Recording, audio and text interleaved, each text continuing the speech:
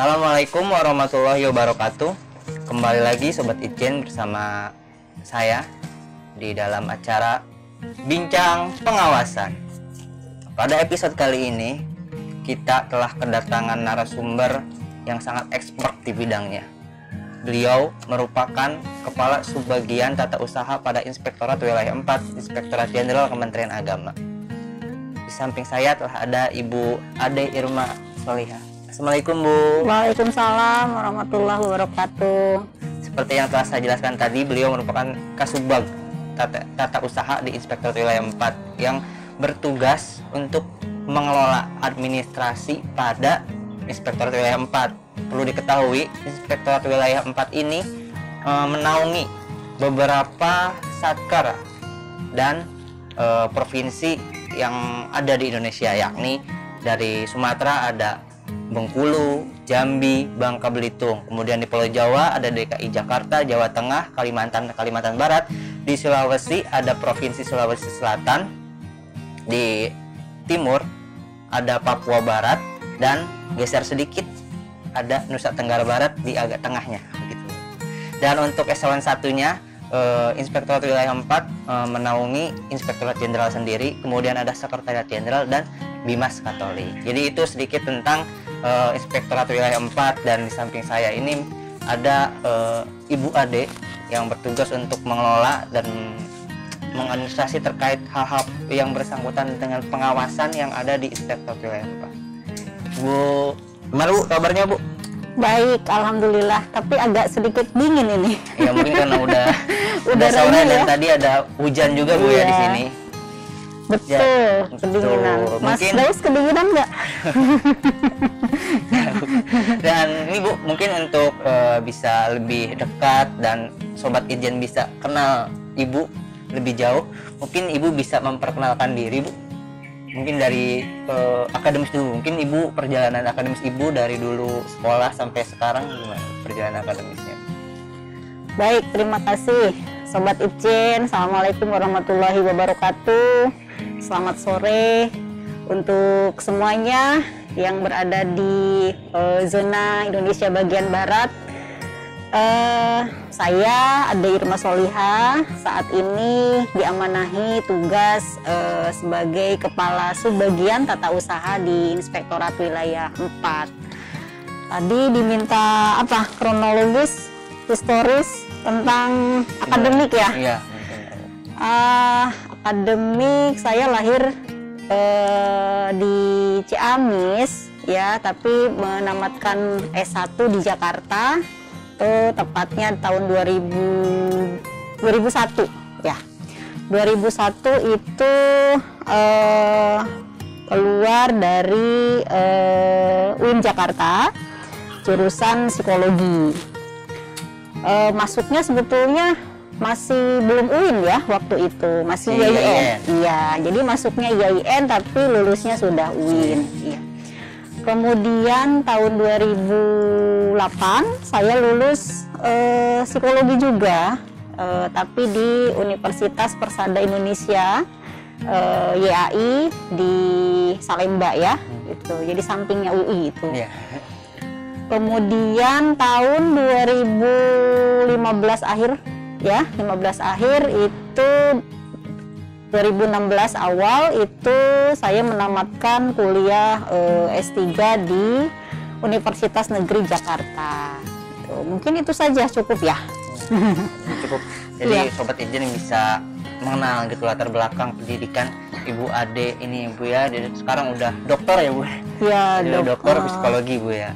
Nah untuk selanjutnya Bu, mungkin untuk perkenalan kepada Sobat Itjen juga perjalanan karir Bu. Mungkin ketika Ibu pertama kali di Itjen itu masuk tahun berapa sampai sekarang itu bagaimana Bu perjalanannya? Iya. Kalau masuk ke inspektorat itu mulai tahun 2005 ya. Jadi menjalani masa CPNS itu tahun 2005.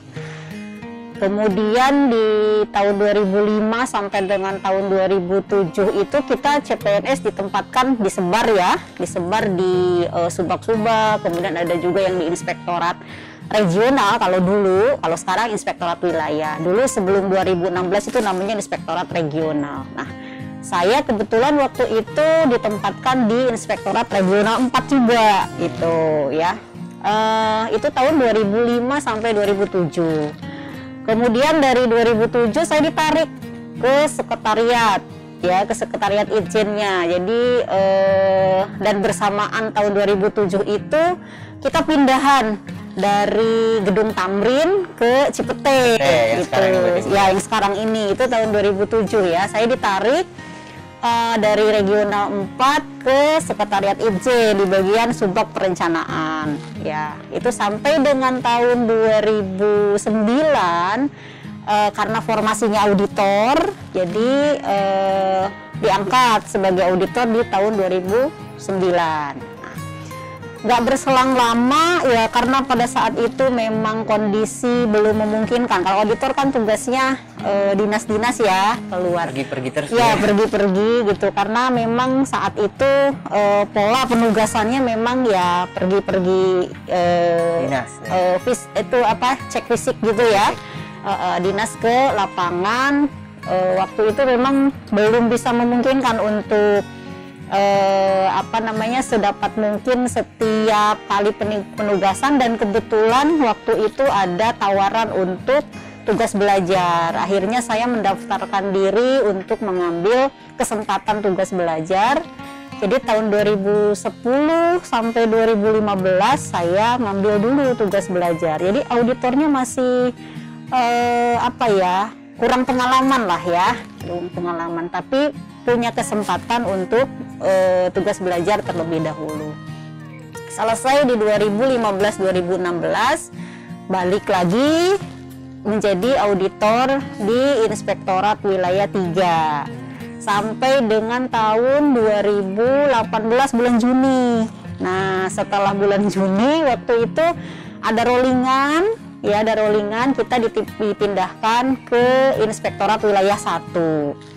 Pada dasarnya sih sama aja ya, Inspektorat 1, 2, 3, dan 4, cuman beda wilayahnya saja gitu. Jadi dari Inspektorat Wilayah 1 sampai dengan bulan Januari 2019.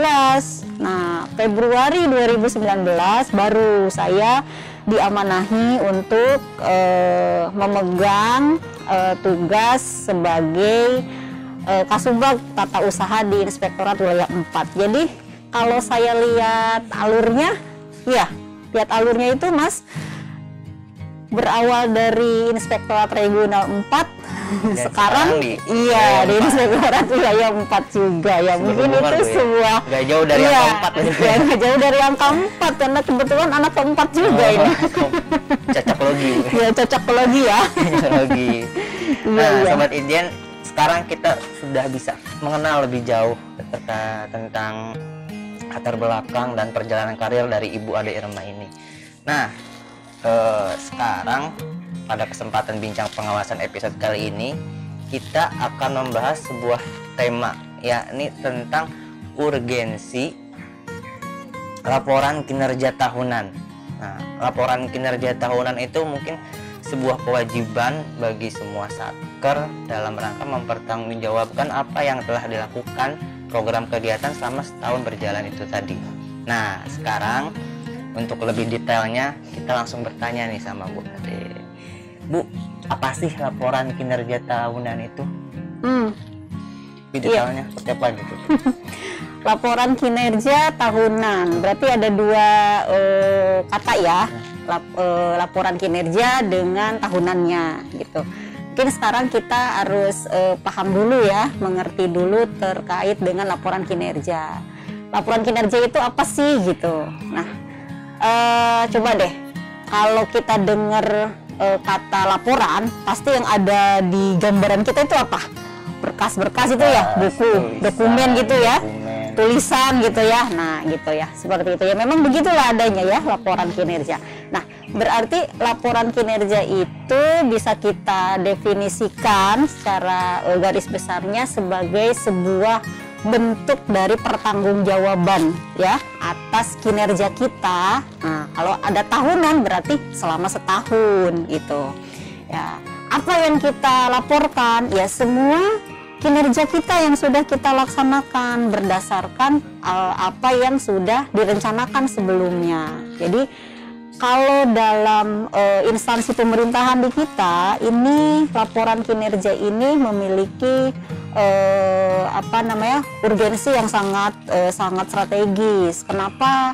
Dari laporan kinerja kita bisa memberikan sebuah informasi yang komprehensif terkait apa-apa saja yang sudah dilakukan, gitu kan, terkait apa saja kendala-kendala yang mungkin bisa dialami sebelumnya, untuk kemudian kita bisa evaluasi sebagai media perbaikan untuk di masa yang akan datang, gitu ya. Nah, sebetulnya kalau lihat peraturannya ya, karena kalau di instansi pemerintah kan kita selalu menggantungkan diri kepada sebuah kriteria atau norma dalam setiap aktivitas kinerja kita. Jadi apapun bentuk aktivitas kita, berarti kita harus tahu dulu landasan dasar hukumnya itu seperti apa. Nah, terkait dengan laporan kinerja ini, kita tahu ada dari PP-nya ya, PP 8 tahun 2006, kemudian ada Perpres 29 tahun 2014, kemudian ada juga Permenpan 53 tahun 2014. Nah, khusus kita Kementerian Agama itu ada, yaitu Keputusan Menteri Agama nomor 702 tahun 2016 terkait dengan penyusunan perjanjian kinerja dan pelaporan kinerja serta reviewnya. Nah, mungkin sekilas seperti itu ya, kenalannya kita tentang laporan kinerja. Iya. Jadi laporan kinerja itu selain sebagai bentuk pertanggungjawaban kita, juga sebagai sarana dan bahan kita untuk mengevaluasi kinerja kita, untuk memperbaiki dan membuat kinerja kita lebih baik di tahun-tahun selanjutnya. Betul, gitu.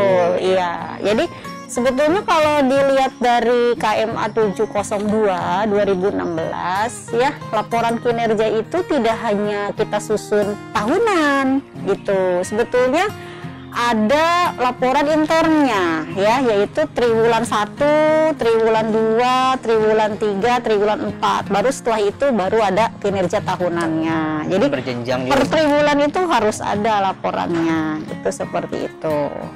Oh, jadi bukan hanya sekedar tahunan ya, Bu, tapi per triwulan itu laporan-laporan itu harus tetap disusun, dibuat sebagai bentuk pertanggungjawaban juga, Bu. Dan kita bisa mengontrol lebih detail dan lebih mungkin dengan jarak yang tidak terlalu lama itu untuk perbaikan pun bisa langsung ditindaklanjuti gitu, Bu, ya. Betul begitu. Iya. Nah, isinya itu apa aja sih, Bu? Komponen-komponen dalam laporan kinerja itu? Ya. Sebetulnya kalau isi antara triwulan dengan tahunan itu ya, komposisinya atau komponennya itu tidak jauh berbeda. Mungkin kalau tahunan nanti general selama setahun itu, tapi kalau kita lihat dari tadi, jadi dasar hukumnya yang kita pakai itu KMA 702 itu, paling tidak dalam laporan kinerja triwulan itu kita melaporkan ya apa-apa saja yang sudah kita laksanakan terkait dengan aktivitas kinerja yang sudah kita perjanjikan ya. Nah, jadi sebelum kita laporkan, kita kan awal tahun itu membuat perjanjian kinerja ya. Jadi mulai dari Pak Menteri, kemudian tiap eselon 1-nya, eselon 2-nya, kemudian di tingkat Kanwil, PTKN ya. Kemudian UPT. Nah, UPT ini ada Lajnah, ada BDK, ada ya madrasah masuknya di situ ya, di bagian unit teknis ya kalau di KMA itu. Nah, ini kan dia nyusun dulu perkin, perjanjian kinerja. Nah, kemudian setelah perjanjian kinerja lalu kita melaksanakan kinerjanya, beraktivitasnya. Nah, kemudian kita laporkan pada saat triwulanan itu. Nah, itu yang kita laporkan itu adalah bagaimana kinerja kita selama triwulan itu. Jadi kalau triwulan 1 ya berarti dari Januari sampai Maret ya, gitu, sampai Maret yang dilaporkan. namanya juga tri ya, triwulan, jadi 3 bulan. Nah kemudian triwulan 2 berarti dari April sampai Juni ya, triwulan 3 berarti dari Juli sampai September, berikutnya triwulan 4 dari Oktober sampai Desember gitu. Nah yang kita laporkan itu apa yang sudah kita targetkan dalam Perkin tadi gitu kan, apakah terlaksana atau tidak gitu ya, berapa capaiannya gitu kan. Nah apakah ada kendala atau hambatan gitu kan, seperti itu. Nah itu kita bisa tuangkan dalam laporan kinerja tersebut gitu ya.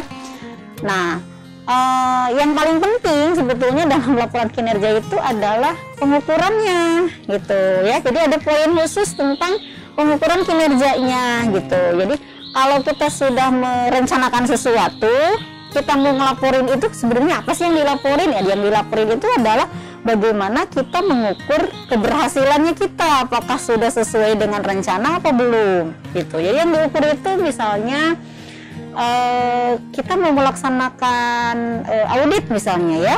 Nah di perencanaan awal kita auditnya itu adalah misalnya auditnya ada 8 kali gitu ya, seperti itu. Nah kemudian nanti kita ukur, dilihat dari sisi kuantitasnya apakah sudah sesuai nggak dengan target gitu ya. Kemudian dilihat dari sisi kualitasnya gitu kan. Nah itu juga kita kemudian analisis juga. Jadi yang paling penting dalam hal ini ya pengukuran. Nah untuk pengukuran sendiri, hal yang paling mendasar sebetulnya bagaimana kita mendeskripsikan indikator kinerjanya gitu. Jadi selain tadi kita perencanaan kinerja ya. Nah yang penting dalam perencanaan kinerja setelah pengukuran ini, supaya bisa menggambarkan keberhasilannya tadi, ukuran keberhasilannya itu dilihat dari indikatornya gitu ya. Jadi acuannya itu gitu. Misalnya kalau Inspektorat Wilayah 4 yang secara PMA 42-nya itu dia melaksanakan pengawasan internal di wilayah-wilayah tadi yang sudah Mas Dau sebutkan gitu kan. Nah indikator kinerjanya apa? Berarti misalnya indikator kinerjanya yang pertama jumlah ya satuan kinerja yang dilaksanakan audit gitu kan, atau yang dilaksanakan dengan review. Nah targetnya ada berapa gitu kan, kita melaksanakan itu gitu ya. Nah tapi kalau untuk TU tugasnya karena memfasilitasi gitu, makasih Mas. Karena untuk TU nih kita memfasilitasi kinerja pengawasan ya berkaitan dengan administrasinya. Gitu ya, indikatornya. Administrasi pengawasan tuh teknisnya itu seperti dalam penyusunan laporan. Iya. Laporan. Bukan laporan pelaksanaan audit atau review atau jenis pengawasan lainnya ya, tapi lebih kepada bagaimana pengelolaan administrasi dokumen-dokumen audit hasil dari para auditor gitu ya. Kita pelayan aja Mas. Dan finishing lah ya. Iya. Jadi ketika misalkan data-data ketika kapanpun data itu dibutuhkan, kita siap menyajikan gitu. Ya betul iya. Jadi alurnya itu ada gitu, udah jalan seperti itu. Jadi tadi ya dalam laporan kinerja itu pengukurannya ya. Nah bagaimana kita mengukur yang baik gitu kan. Mengukur yang baik itu ya jika ya itu akan tercapai jika indikator kinerjanya sudah jelas dulu gitu. Biasanya kita akan kesulitan mengukur kinerja kita karena indikator kinerjanya yang tidak smart gitu ya, yang tidak spesifik, yang tidak bisa terukur gitu kan, yang tidak bisa dicapai gitu, yang tidak realistis juga gitu kan. Nah kalau di dalam teorinya akuntabilitas kinerja nanti ada kriteria indikator kinerja itu memang harus dirumuskan secara smart gitu. Nah jadi poin pentingnya tadi ada indikator kinerja, kemudian kita lakukan pengukuran. Nah, diukurnya apa? Misalnya target dengan realisasi, ya. Kemudian target sekarang dengan target sebelumnya, gitu ya. Capaian tahun ini ya, capaiannya itu disesuaikan dengan tahun sebelumnya, gitu dibandingkan, gitu. Nah, kemudian bisa juga kita bandingkan tidak hanya dengan tahun ini saja kalau untuk laporan kinerja tahunan, tapi kita bandingkan juga dengan beberapa tahun sebelumnya, apalagi dalam satu rentang sewaktu perencanaan Renstra ya, perencanaan strategisnya yang 5 tahun misalnya. Kalau kemarin tahun 2019, nah kita bisa bandingkan dengan tahun 2018, bandingkan dengan tahun 2017, 2016, itu masih dalam satu rangkaian rencana strategis ya 5 tahun. Nah, kalau untuk yang sekarang kan ini sekarang kira-kira nih 2020 ya, laporan kinerjanya sudah harus disusun. Nah, berarti kita bisa bandingkan kinerja kita dengan kinerja tahun 2019 gitu. Iya, masih Renstra yang lama gitu kan. Pun juga bisa kita bandingkan dengan kinerja kita pada tahun-tahun sebelumnya. Berarti 2018 bisa, 2017 bisa. Nah, mungkin yang agak bedanya ketika ada indikator kinerja yang muncul di tahun 2020 tapi sebelumnya belum ada, misalnya gitu. Misalnya terkait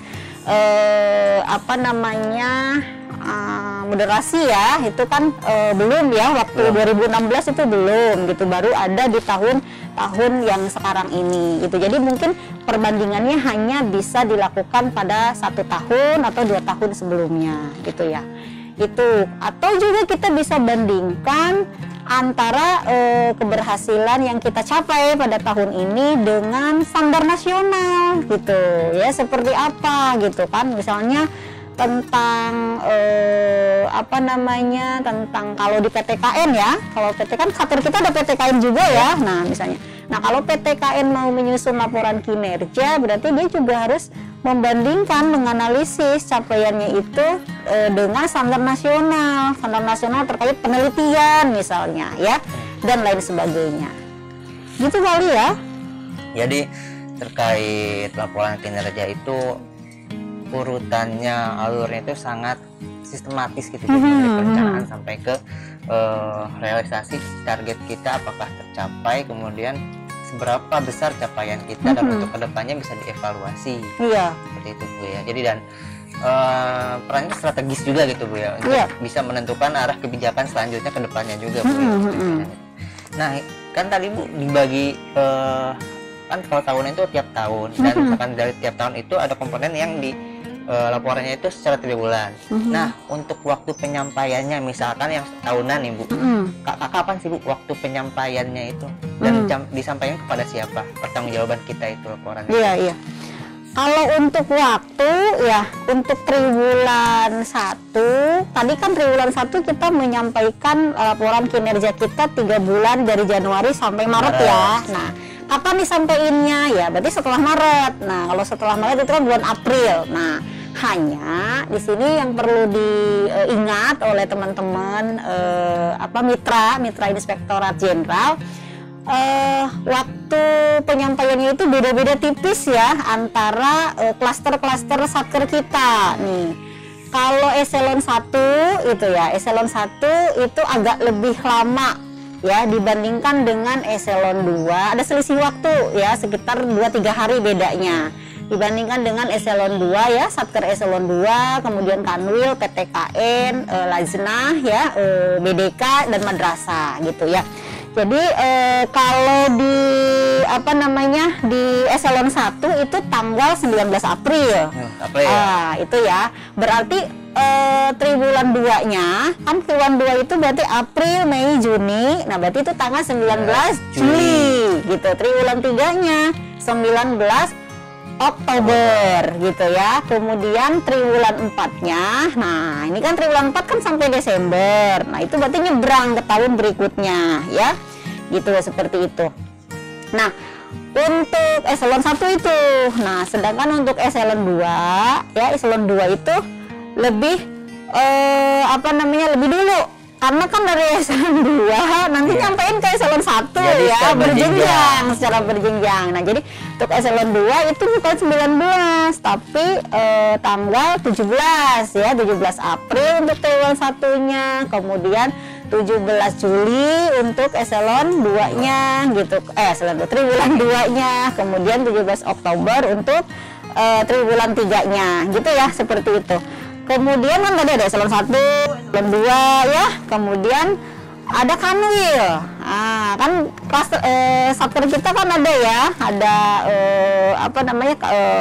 satker kanwil. Nah, kanwil, kemudian Kemenag Kota, kemudian ada juga madrasah dan UPT. Nah, kalau dalam KMA 72 UPT itu ada lajna, ada komisi haji, ada madrasah, ada BDK. Nah, itu beda-beda waktunya, tapi selisihnya itu 2 hari ya, 2 hari 3 hari. Jadi kalau dari 19 tadi ada 17, ada 15 ya, kanwil itu tanggal 15 ya. Kemudian PTKN ya, PTKN itu tanggal 13 ya. Itu bedanya sedikit aja ya. Nah, kalau untuk madrasah gitu, nah itu madrasah tanggal 11. Jadi madrasah kan nanti ngelaporinnya kemana? Kemenag Kota ya, ke bidang pendidikan ya. Kemudian nah dari Kemenag Kota kan melapor juga ke kanwil. Jadi dari 11 ke 13 ke 15 ke 17 ke 19.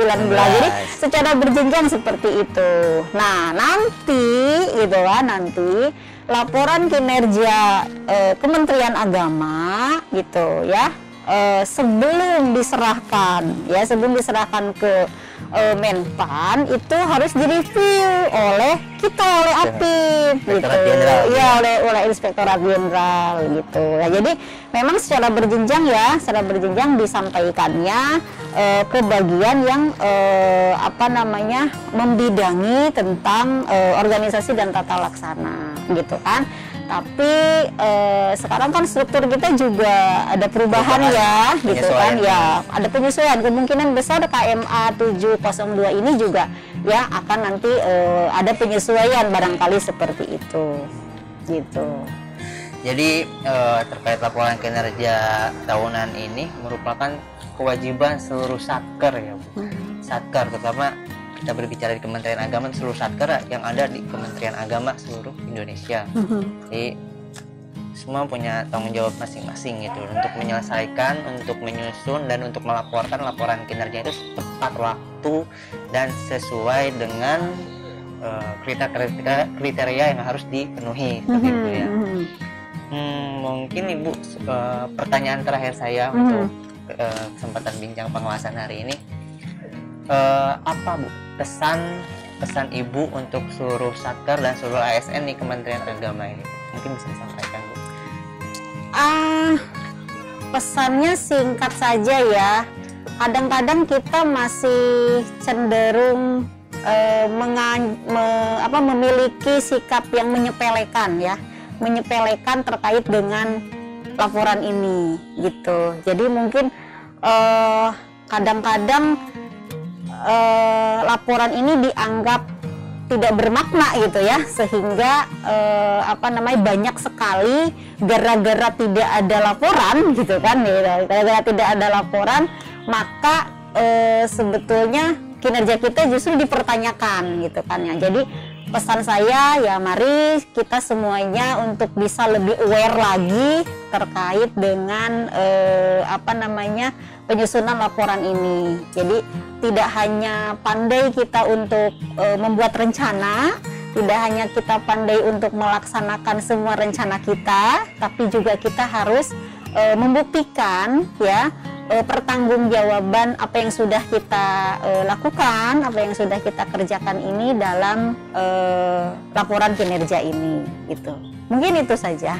Baik ya, buat teman-teman. Ya, terima kasih Ibu atas ilmu, informasi dan pengalaman yang sangat berharga untuk kita semua.